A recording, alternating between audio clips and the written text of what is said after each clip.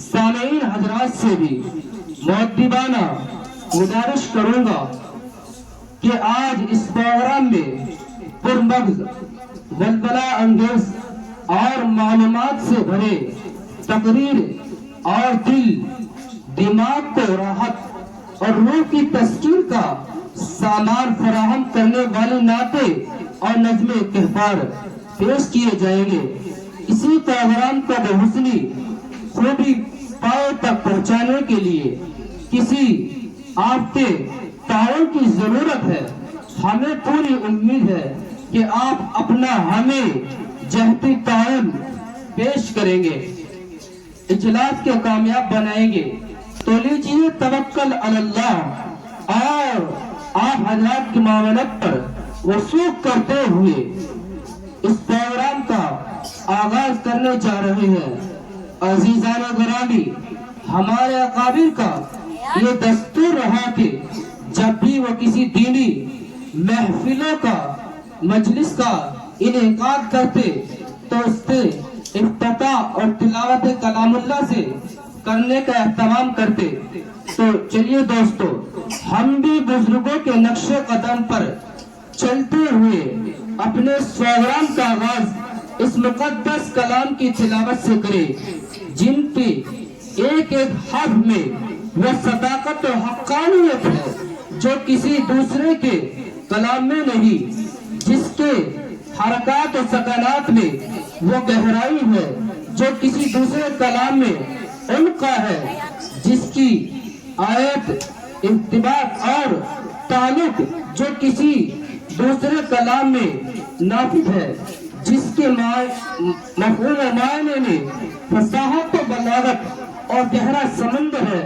اعلان کر دیا لا یأتونی بمثلی، کہ کسی کی ماں نے اپنی اولاد کو ایسا دودھ نہیں پلایا کہ جو ایسا مقدس کلام پیش کر سکے۔ تو آئیے دوستو، ہم بھی اس پروگرام کا آغاز اسی مقدس کلام پاک سے کریں۔ چنانچہ تلاوت کلام اللہ کے لیے میں ایک ایسے قاری کو مدعو کرنا چاہتا ہوں جن کی آواز میں لہر داؤدی چھپی ہوئی ہے۔ میرے مراد جناب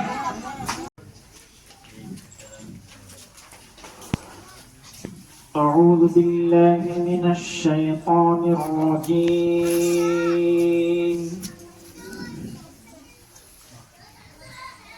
بسم الله الرحمن الرحيم.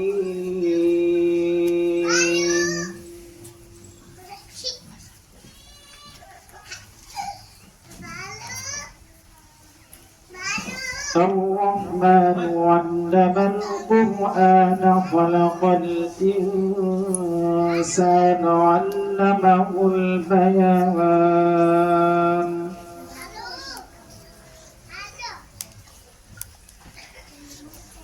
الشمس والقمر بحسبان والنجم والشجر يسجدان.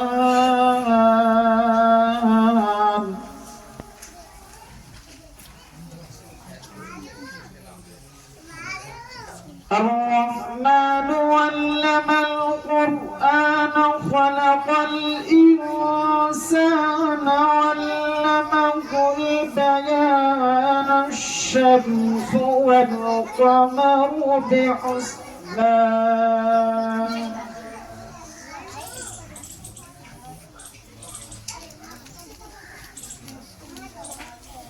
والنجم والشجر يسجدان.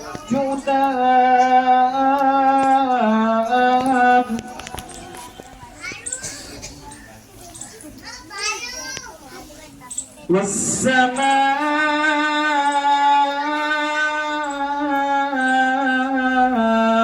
رفعها ووضع الميزان.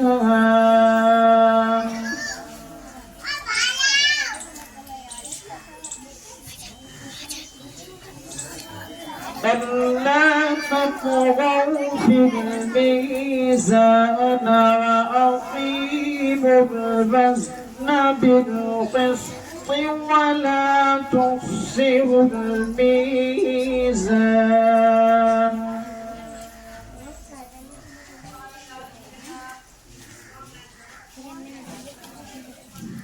والأرض وضعها للأنام فيها فاكهة والنخل ذات الأكمام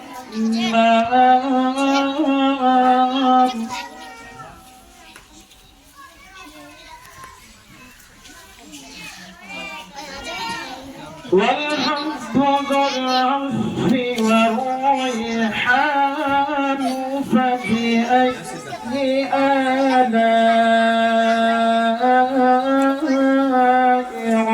ربكما تكذبان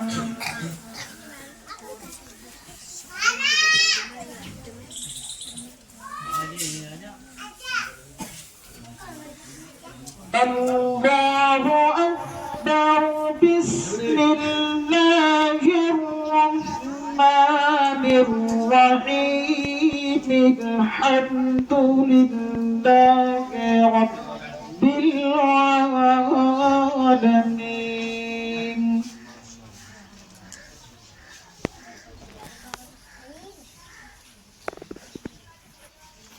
الحمد لله رب العالمين الرحمن الرحيم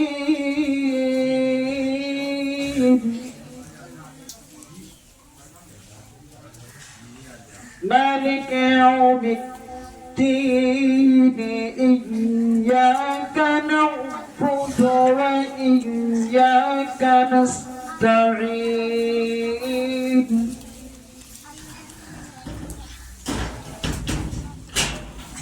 الحمد لله رب العالمين الرحمن الرحيم مالك يوم الدين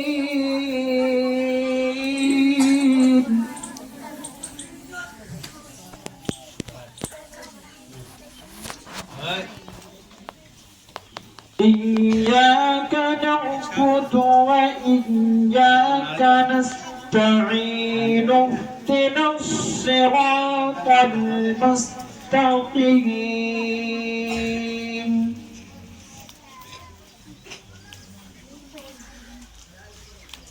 صراط الذين أنعمت عليهم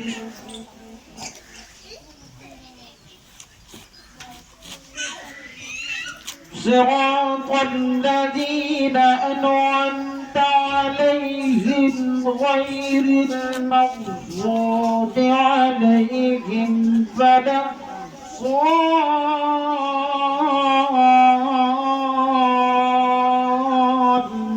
الضالين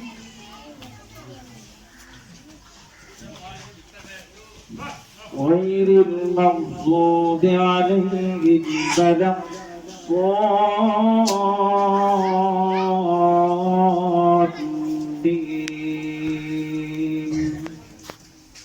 صدق الله العلي العظيم ताजदार हो जाए। अगर इशारा कर दे दूसरी भी उंगली का, चांद एक लम्हे में 2 से 4 हो जाए। सारी बरकत एक तरफ, बागे मदीना एक तरफ, सारी बरकत एक तरफ, बागे मदीना एक तरफ, यानी रहमतें और बरकत का खजीना एक तरफ। हर महीने की फजीलत जुदा गाना है, मगर हर महीने की फजीलत जुदा गाना है, मगर जिस महीने में वो आए वो महीना एक तरफ। जिक्र खुदाए पाक से पहले महफिल का आगाज करें, जिक्र खुदाए पाक से पहले महफिल का आगाज करें। नाते नबी पढ़ते पढ़ते हुए मेरी परवाज करे। अल्लाह अल्लाह उसकी किस्मत, उसका मुकद्दर क्या कहना। नात के बढ़ने में जो पैदा हसारी अंदाज करे। आप बिना किसी ताखीर के میں سے اپنے ہی گاؤں کے ایک مشہور شاعر جناب قاری اشفاق صاحب تھے۔ حضرت قاری عبدالغفار صاحب جو ہمارے بڑے بھی ہیں اور ہم ان سے کچھ رہنمائی بھی حاصل کرتے رہتے ہیں، ان کا کچھ سن لیا جائے، لیکن نہیں، حضرت کی طرف سے بھی اور سب کی طرف سے یہ اشارہ ہوا تو خیر میں ایک حمد اور ایک چھوٹی سی نعت آپ کے سامنے پیش کر رہا ہوں جی۔ رحمت بنا کے آپ کو بھیجا میرے رسول،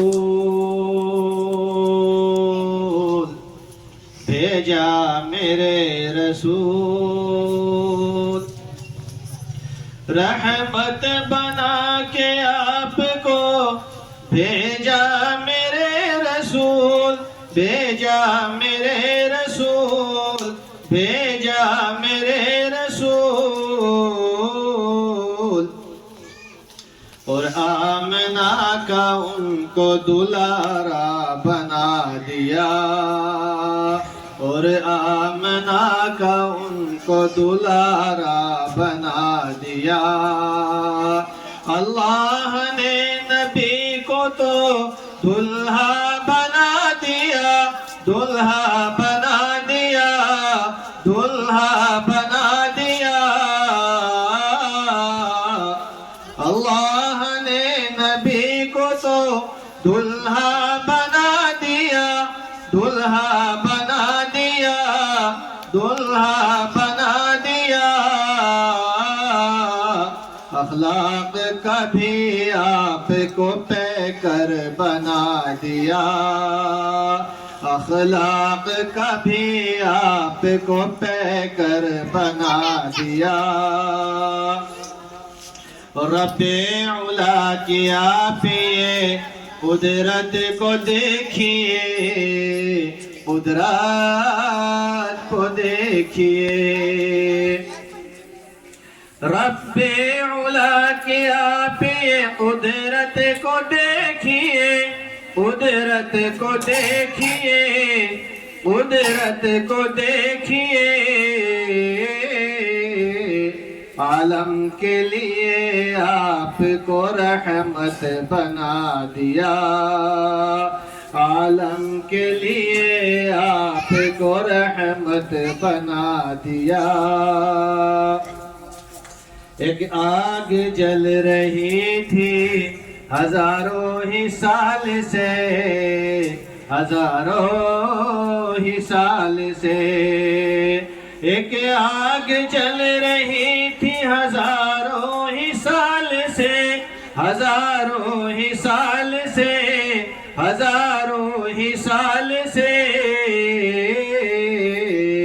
آئے تو میرے آقا تو اس کو بجھا دیا، آئے تو میرے آقا تو اس کو بجھا دیا۔ وہ خالق کائنات ہے، رب قدیر ہے، رب قدیر ہے، رب قدیر ہے۔ وہ خالق کائنات ہے، رب قدیر ہے، رب قدیر ہے، رب قدیر ہے۔ اور خاتم النبی بھی انہی کو بنا دیا، اور خاتم النبی بھی انہی کو بنا دیا۔ اور سدرہ پہ لا کے آپ کو بولے جبرائیل، بولے جبرائیل، سدرہ پہ لا کے آپ کو بولے جبرائیل، بولے جبرائیل، بولے جبرائیل۔ عرش بری پہ آپ کو رب نے بلا لیا، عرش بری پہ آپ کو رب نے بلا لیا، عرش بری پہ آپ کو رب نے بلا لیا. السلام علیکم. بکٹ جائے گا ظلم کا جو ہے بادل یہ چھٹ جائے گا مت مایوس یہ پر بکٹ جائے گا ظلم کا جو ہے بادل یہ چھٹ جائے گا. ہاں مگر مجھ سے وعدہ نبھاؤ گے تم اپنے بچوں کو پہلے پڑھاؤ گے تم جب خدا ساتھ ہے خود ڈرتا ہے کہ وہ جھکا دے گا قدموں میں سلطان کو. جاگنا ہوگا ہر ایک مسلمان کو جاگنا ہوگا ہر ایک مسلمان کو جاگنا ہوگا ہر ایک مسلمان کو. اب ہمارے درمیان حضرت مولانا مفتی شہزاد خطابت وجد میں آئے تو پھر ہتھیار بن جائے کبھی کھنجر کبھی نیزہ کبھی تلوار بن جائے. خطابت کی گلفشانی مسلم ہے زمانے میں خطابت کی گلفشانی مسلم ہے زمانے میں یہ نجاشی کے آگے جوہر تیار بن جائے. وہ جن کا تذکرہ موجود ہے قرآن کے پارے میں وہ جن کا تذکرہ موجود ہے قرآن کے پاروں میں ہے قدر منزلت جس کی فلک کے چاند تاروں میں انہی کی سیرت و کردار کی باتیں سناؤ تم انہی کی سیرت و کردار کی باتیں سناؤ تم شراب علم کی محفل میں سوگات لوٹ آؤ تم. باہنر ہو پر اثر ہو قوم کے رہبر ہو تم باہنر ہو پر اثر ہو قوم کے رہبر ہو تم کہکشاں ہو پھول ہو عطر ہو عنبر ہو تم اور محفل میں کتابت کا چراغ لیے باعث فخر چمن ہو شمع روشن ہو تر ہو تم. جناب حضرت مفتی شہزاد. الحمد للہ کفا وسلام علی عباده الذین اصطفى اما بعد. قال الله تبارك وتعالى في كلامه الكريم أعوذ بالله من الشيطان الرجيم بسم الله الرحمن الرحيم.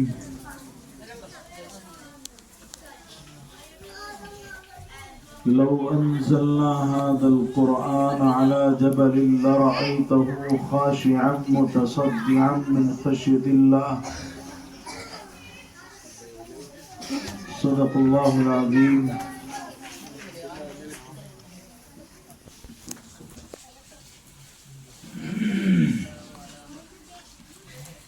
عزیز طلباء و طالبات بزرگوں نوجوانوں اللہ تبارک و تعالیٰ کا بے پایا احسان اور اس کا کرم ہے. اللہ نے ہم سب کو مسلمان بنایا ہے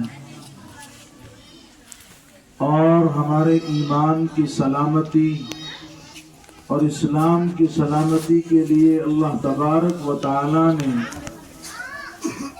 مدارس اسلامیہ مساجد اور علماء ہمیں عطا کیے ہیں. یقیناً مدارس اسلامیہ ہی وہ جگہ ہیں اور وہ دین کے قلعے ہیں کہ جہاں ہمارے ایمان کی حفاظت کی جاتی ہے امت کے اور مستقبل کے ننھے نونہالوں کے ایمان کی حفاظت کی جاتی ہے.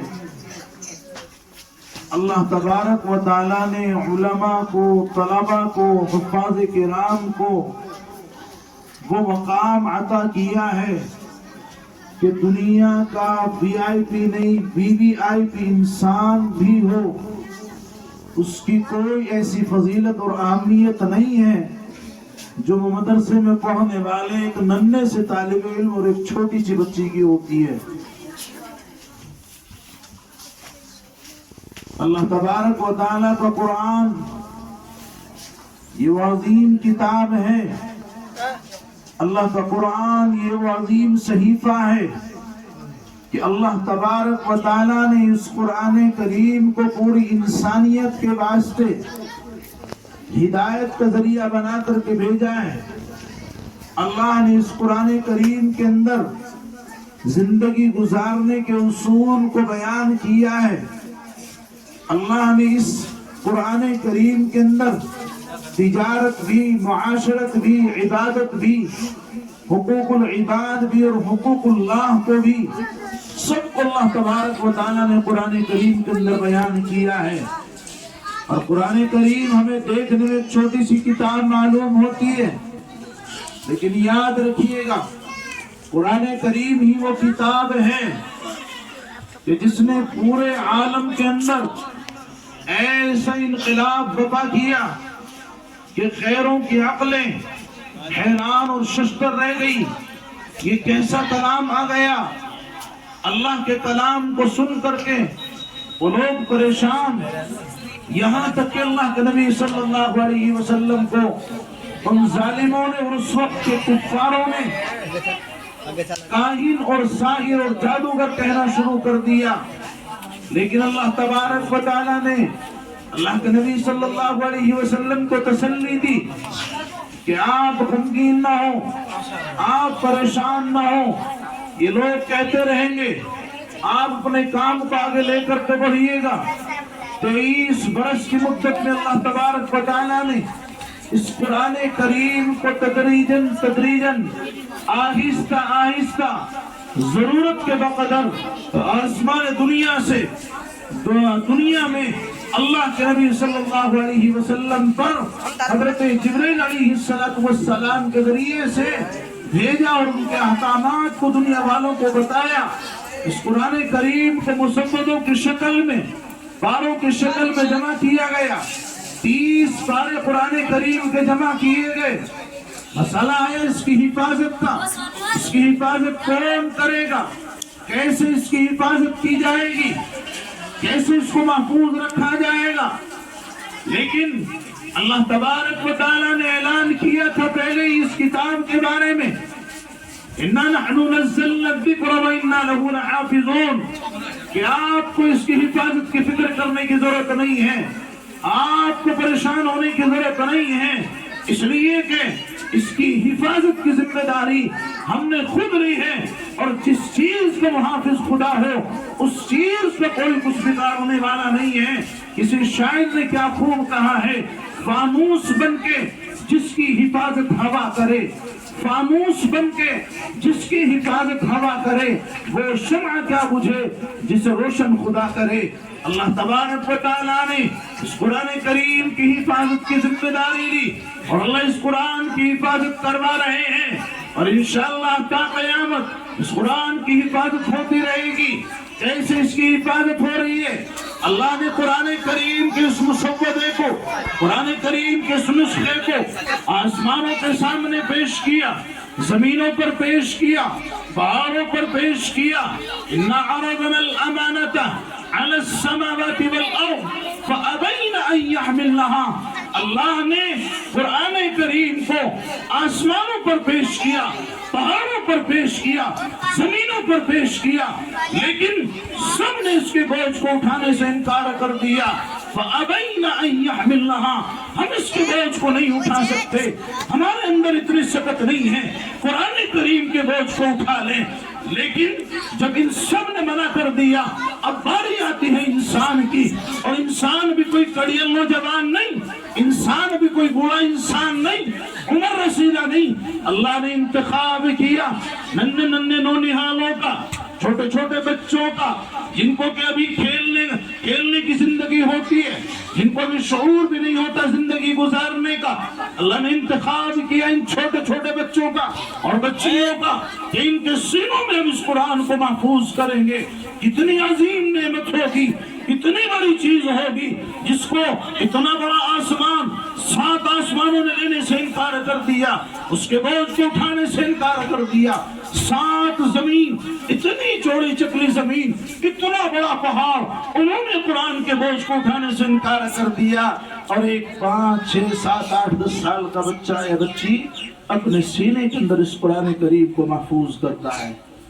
سمجھیے اللہ کی کتنی بڑی نعمت کو انہوں نے اپنے سینے کے اندر محفوظ کیا ہے، اللہ کی کتنے بڑی عظیم قرآن کو انہوں نے اپنے سینے کے اندر محفوظ کیا ہے، جس کو اتنی بڑی بڑی طاقتوں نے لینے سے انکار کر دیا ہے۔ اور کیوں نہ کریں جبکہ اللہ تبارک و تعالیٰ نے ان کے اوپر اپنا فضل فرمایا، اللہ تبارک و تعالیٰ نے ان کے اوپر اپنی رحمت فرمائی۔ یہ بچے، ان بچوں کے اور بچیوں کے سینوں کا انتخاب اللہ تبارک و تعالیٰ نے کر لیا۔ ایک دن آگے چل کر کے یہ بچے اور بچیاں امت کے رہبری کا کام کریں گی، اور کیوں نہ کریں، اللہ تبارک و تعالیٰ کا دست شفقت جو ان کے اوپر ہے۔ اور آج ہم ہیں کہ اللہ نے مدارس دینیہ بھی ہمیں عطا کر دیے، اللہ نے حفاظ کرام بچے اور بچیاں قرآن کے پڑھنے والے ہمیں عطا کر دیے، لیکن ہم پھر بھی اپنے بچوں کو اور بچیوں کو مدارس میں ڈالنے سے بہت کتراتے ہیں، بہت زیادہ دور ہیں۔ ہم پہلے اس کی آنے والی زندگی کا احساس کرنے لگتے ہیں۔ اگر بچے کو حافظ قرآن بنا دیا، اگر اس کو عالم بنا دیا، یہ کھائے گا کہاں سے، یہ کمائے گا کہاں سے؟ کیا آپ نے کبھی کوئی مثال سنی ہے کہ کوئی عالم یا مدرسے میں پڑھنے والا یا کوئی حافظ قرآن بھوکا مر گیا ہو، بھوک مری کے حالات آئے ہوں؟ نہیں، ایسے ایسے حالات بھی آئے ہیں جن میں آپ نے دیکھا ہے، ایسے ایسے حالات بھی آئے ہیں کہ ایسے لوگ کہ جو باحیثیت لوگ تھے وہ دوسروں کے سامنے دست سوال کو دراز کرنے پر مجبور ہو گئے، لیکن ایک حافظ قرآن اور مساجد اور مدارس میں پڑھانے والے الحمدللہ ایسے حالات میں بھی اللہ نے ان کی روزی کا انتظام کیا ہے، اور ایسے حالات سے نپٹنے کا اللہ نے ان کے لیے انتظام کیا ہے۔ اور کیوں نہ ہو، میں آپ کو واقعہ بتاتا چلوں، ہماری کوئی قربانیاں نہیں ہیں ان مدارس دینیہ کے لیے، ہماری کوئی قربانیاں نہیں ہیں اپنے بچوں کو پڑھانے کے لیے، قربانیاں تو ان حضرات کی ہے، قربانیاں تو قاری احسان صاحب کی ہیں، ایسے بیابان جگہ میں قربانیاں تو ان کے ساتھ کام کرنے والوں کی ہے، ایسی بیابان اور بنجر جگہ کو جو انہوں نے یہاں پر ہر وقت 24 گھنٹے ہر لمحہ اللہ اللہ کی صدائیں بلند کروائی، اس بنجر زمین کو آباد کیا، اللہ کے گھر کو آباد کیا۔ محنتیں ان کی ہیں، ہماری اور آپ کی کیا محنتیں ہیں، اور انہوں نے ننھے ننھے نونہالوں کو، چھوٹے چھوٹے بچوں کو اس بات پر مجبور کیا، انہیں اس بات کا شوق دلایا، اللہ کے قرآن کو آپ کو پڑھنا ہے، آپ کو حافظ قرآن بننا ہے، اس کی تعلیمات کو آپ نے آپ کو اپنے سینے کے اندر پیوست کرنا ہے، اور قربانیاں ہماری نہیں۔ چلیے آپ فلسطین کی ارض مقدسہ کی طرف آپ کو لے کر کے چلتا ہوں۔ وہاں کا واقعہ الجزائر اخبار جو بڑا معتبر اخبار ہے، اس نے خبر چھاپی کہ الجزائر میں خبر چھپی، ایک چھوٹی سی بچی ہے جس کی عمر صرف 3 سے 4 سال ہے، ایک اس کا چھوٹا سا بھائی ہے جس کی عمر صرف 1.5 سال ہے، ابھی اس بچی کی بھی عمر کھیلنے کی ہے، اور اس بچے کی عمر ابھی ماں کا دودھ پینے کی ہے، لیکن قربان جائیے ایسے بچی کے اوپر اور ایسے مسلمانوں کے اوپر ان کے والدین کا کیا ایمان ہوگا، ان کے والدین کی کیا قربانیاں ہوں گی دین کے لیے، کہ وہ چھوٹی سی بچی ایک ڈھیر کے اوپر بیٹھی ہے۔ فلسطین کے ابھی یہ حالات ہیں، پورے فلسطین کو لوگوں نے اور باطل طاقتوں نے جو تہوبالا کرنے کی کوشش کی، انہی حالات میں اس بچی کی ماں کا ملبے کے نیچے دب کر کے انتقال ہو گیا، اسی ملبے کے ڈھیر پر وہ بچی بیٹھی ہوئی ہے، اللہ کے قرآن کو پڑھ رہی ہے، اور اپنے بچے کو لے کر اپنے بھائی کو لے کر کے بیٹھی ہے، اور اس کے پاس میں تھوڑی سی گھاس کی گٹھری موجود ہے، وہ اپنے پاس اس کو رکھے ہوئے ہیں۔ جب ریلیف کیمپ والے اور مدد کرنے والے لوگ وہاں پہنچتے ہیں اور اس بچی سے کہتے ہیں، اے بچی آپ یہاں کیوں بیٹھی ہو، آؤ ہمارے ساتھ چلو، ہم تمہیں کھانا بھی کھلائیں گے، ہم تمہیں پانی بھی پلائیں گے، اور تمہیں رہنے کے لیے کیمپ بھی عطا کریں گے۔ اس بچی کا جواب سنیے گا، لیڈی والوں اگر دل پر لگے تو جاننا قرآن کریم کی کیا عظمت ہوتی ہے. اس بچی کا جواب یہ تھا کہ مجھے کھانا کھلانے والوں، مجھے پانی پلانے والوں، آج تمہیں میری یاد آئی ہے. وہ پوچھنے لگے تو اس ڈھیر پر کیوں بیٹھی ہے؟ اس بچی کا جواب یہ تھا کہ میں اس ڈھیر پر بیٹھی ہوں، یہ ڈھیر نہیں بلکہ اس ملبے کے نیچے میری ماں کی لاش دبی ہوئی ہے، اور اس ملبے کے ڈھیر پر بیٹھ کر کے اللہ کے قرآن کو حفظ کر رہی ہوں، اور اس گھاس کو کھا کھا کر کے اپنی زندگی کو بسر کر رہی ہوں. کیوں؟ اس لیے کہ میری والدہ کا یہ سپنا تھا کہ وہ مجھ کو حافظ قرآن بنائیں. آج میری والدہ اس دنیا کے اندر نہیں ہے، لیکن میں اپنی والدہ کے اس خواب کو بیٹھ کر کے مکمل کر رہی ہوں. اپنے آپ کو میں حافظ قرآن بنا رہی ہوں. کیا قربانیاں ان کی ایسے حالات میں. اس چیز صاحب اندازہ لگائیے والدین نے کیا تربیت کی ہوگی ان بچوں کی، کیا ایمانی ولولہ اور کیا یقین ہوگا ان لوگوں کا اللہ کے قرآن پر. ایک 3 سے 4 سال کی بچی کیا جواب دے رہی ہے کہ میں اللہ اپنی ماں کی اس تمنا کو، اپنی ماں کی اس آرزو کو بیٹھ کر کے پوری کر رہی ہوں، قرآن کریم کو یاد کر رہی ہوں. اگر ہوتے ہم شما اور ہم ہوتے ہم وہیں اس کو چھوڑ دیتے، اللہ کی یاد ہمیں کہاں آتی، بلکہ ہم تو اور شکایت کرنے لگ جاتے. ایسے حالات اللہ نے ہمارے اوپر ڈال دیے. ہم اللہ کو کیسے یاد کریں، نماز کیسے پڑھیں، قرآن کیسے پڑھیں. اللہ نے ہمیں مدارس دینی عطا کیے ہیں، یہاں ساری سہولیات موجود ہیں، پانی کی سہولت، لائٹ کی سہولت، ہوا کی سہولت، بیٹھنے کی سہولت، استاذ کی سہولت، ہر ایک چیز کی سہولت ہمارے پاس موجود ہے. لیکن پھر بھی ہم اپنے بچوں کو اور بچیوں کو مدارس میں ڈالنے سے کتراتے ہیں. ہم یہ سمجھتے ہیں کھائے گا کہاں سے، کمائے گا کہاں سے. روزی دینے والے آپ نہیں ہیں، روزی دینے والے ذات اللہ تبارک و تعالیٰ کی ہے. ایک عالم کو آپ نے دیکھا ہوگا، الحمدللہ وہ نعمت عالم کھاتا ہے اور وہ لباس استعمال کرتا ہے اور وہ ساری چیزیں اور وہ ساری نعمتیں اللہ ایک عالم کو عطا کرتا ہے کہ جو بڑے سے بڑے امیر کو اللہ تبارک و تعالیٰ عطا نہیں کرتے ہیں. تو پھر کیوں ہم ان مدارس اسلامیہ سے دوری بنائے ہوئے ہیں، اللہ کے قرآن سے دوری بنائے ہوئے ہیں. اور سنیے، آج جو بچے یا بچیاں حافظ قرآن ہو رہے ہیں، ان کا مقام و مرتبہ کیا ہے، علماء کا کیا مقام ہے، حفاظ کا کیا مقام ہے، اللہ ان کو کیا نعمت عطا فرماتے ہیں. جو کہتے ہیں حافظ بنا کر کے کیا فائدہ. سنیے کیا فائدہ ہے. آپ دنیا کی دولت کما لیں، آپ اپنے بچے کو ڈاکٹر، منسٹر اور سب کچھ بنا لے، لیکن یاد رکھنا ساری وکالتیں، ساری فیکٹریاں، ساری انجینئرنگ، ہر ایک چیز دنیا میں رہ جائے گی، سب عہدے پیچھے رہ جائیں گے. اگر کوئی ساتھ جانے والی نعمت ہے، اگر کوئی ساتھ جانے والی ڈگری ہے تو حافظ قرآن کی ڈگری ہے، عالم دین کی ڈگری ہے. اس کا مقام و مرتبہ دنیا کے اندر بھی ہے، آخرت میں بھی حافظ قرآن کا سکہ چلے گا. اور وہاں پہنچ کر کے اللہ تبارک و تعالی حافظ قرآن کو کہہ دیں گے، حافظ قرآن کو اجازت دے دیں گے، اے حافظ قرآن اقرأ وارتقِ ورتل کما کنت ترتل فی الدنیا. اے حافظ قرآن، اللہ کے قرآن کو پڑھتا جا اور ٹھہر ٹھہر کر کے پڑھ جیسا کہ تو دنیا کے اندر پڑھتا تھا، اور جنت کے درجوں پر چڑھتا چلا جا. اس کے لیے کوئی درجہ متعین نہیں ہے، اس کے لیے وہ درجہ ہے کہ جہاں وہ اللہ کے قرآن کو پڑھتا پڑھتا پہنچ جائے. اور دنیا کی ڈگریاں حاصل کرنے والے، ان کا کوئی وہاں مقام و مرتبہ نہیں ہوگا. یہ صرف دنیا کے لیے ہے. اور آگے سنیے گا، حافظ قرآن کے والدین کو بھی جو کہتے ہیں بچے کو حافظ بنا کر کے کیا کریں، سن لینا، ڈاکٹر آپ کی سفارش نہیں کر سکتا، ماسٹر آپ کی سفارش نہیں کر سکتا، ان کو وہاں سفارش کا حق نہیں ہوگا. قیامت کے دن حافظ قرآن کو اللہ تبارک و تعالی سفارش کا حق ادا فرمائیں گے.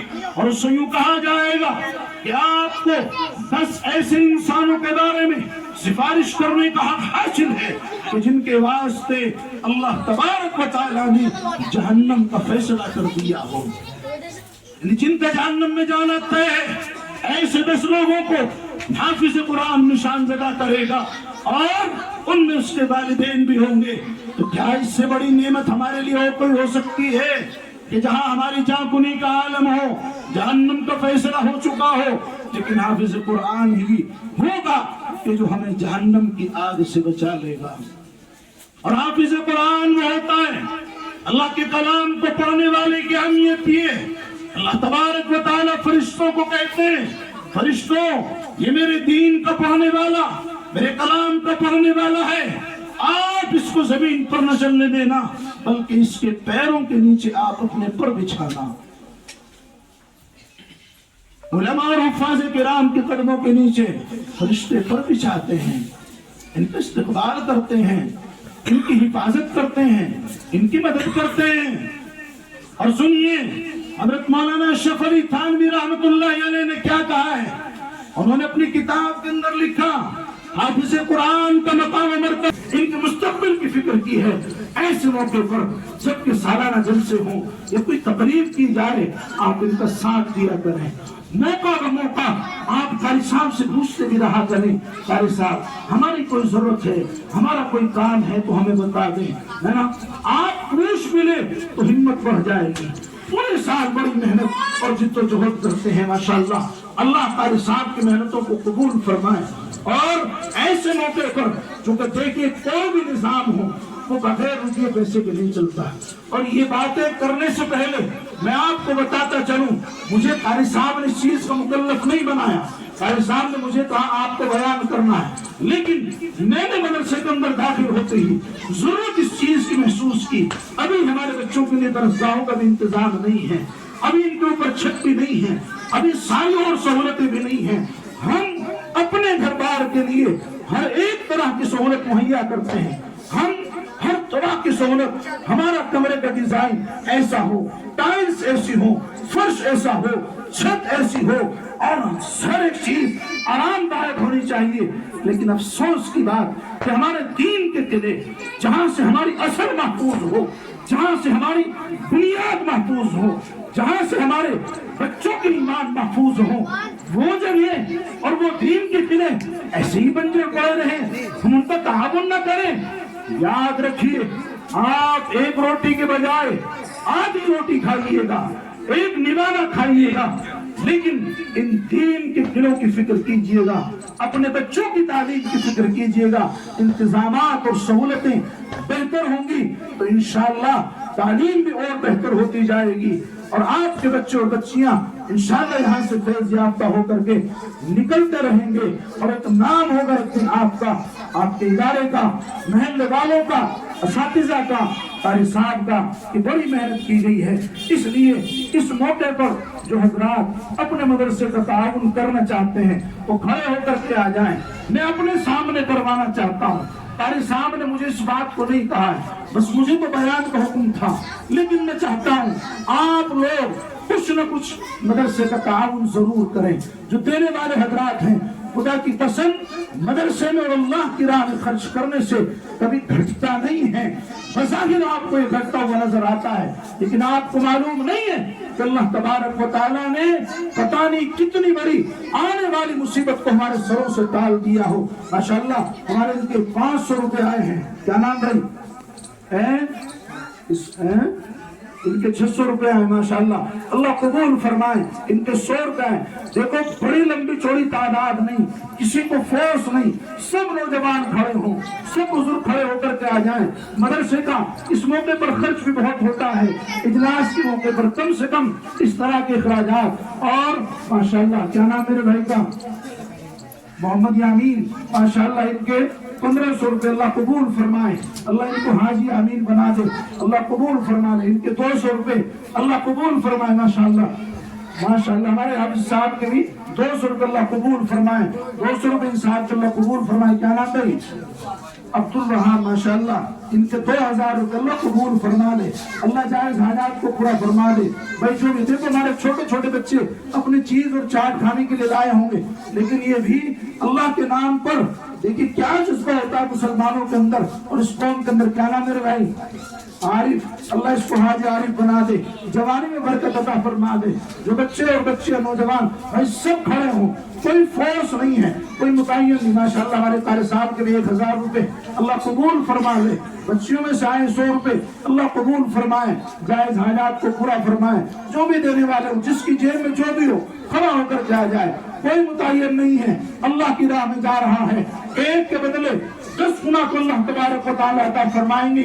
اس لیے کہ میں نہیں کہتا, اللہ کا قرآن کہتا ہے. اللہ کے قرآن پر ہمیں بھروسہ ہونا چاہیے, یقین ہونا چاہیے. اللہ کا قرآن کہتا ہے من جاء بالحسنۃ فلہ عشر امثالھا. ماشاءاللہ ہمارے دادا جی کے بھی 200 روپے اللہ مولانا ضمیر صاحب کی طرف سے 1000 اللہ قبول فرمائے.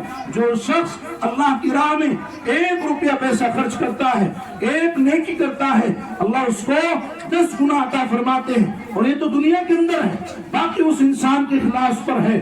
اللہ اس کو 10 گنا نہیں